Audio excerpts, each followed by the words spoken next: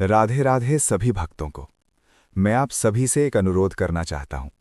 आप इसको अंत तक सुने और अपने जीवन में बदलाव की शुरुआत करें।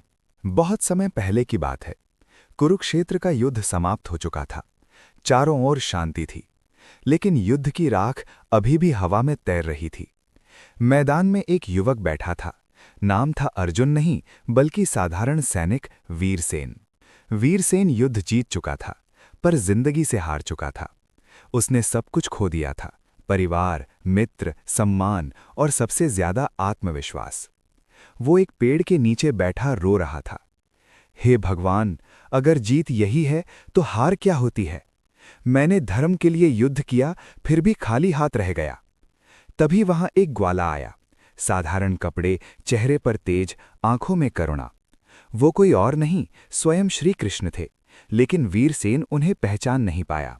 कृष्ण बोले, तुम रो क्यों रहे हो योद्धा? वीरसेन ने कहा, मेरे पास अब कुछ नहीं बचा। मैं थक गया हूं, मैं हार मान चुका हूं। कृष्ण मुस्कुराए, क्या सच में कुछ नहीं बचा, या तुमने सिर्फ देखना बंद कर दिया है? वीरसेन क्रोधित होकर बोला, मेरे पास न धन है, न परिवार, न लक्ष्य। अब जीने का क्या अर्थ है?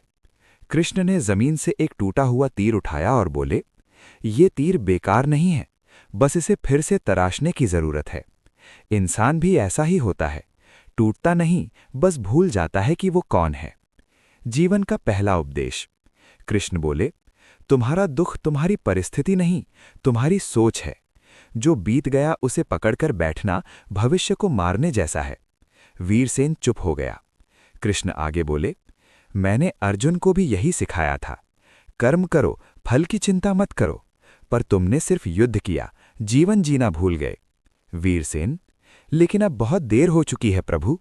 कृष्ण मुस्कुराए, जब तक सांस चल रही है तब तक देर कभी नहीं होती। इंसान तभी हारता है जब वो खुद को हारा हुआ मान ले। जीवन का दूसरा उपदेश। कृष्ण ने वीरसेन से कहा, अगर रास्ता कठिन है तो समझ लो तुम सही दिशा में हो। आसान रास्ते हमेशा भीड़ में होते हैं, महानता अकेले चलने से मिलती है।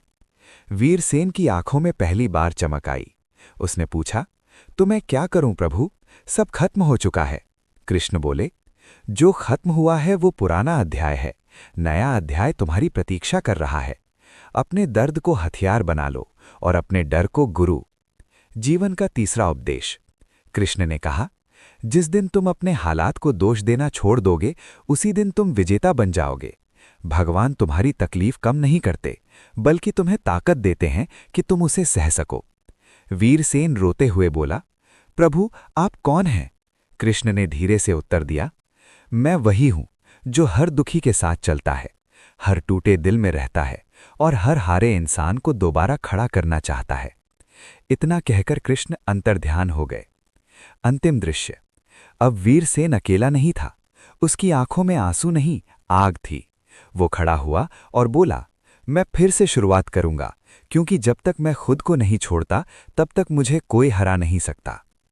कहानी का संदेश। Moral for audience.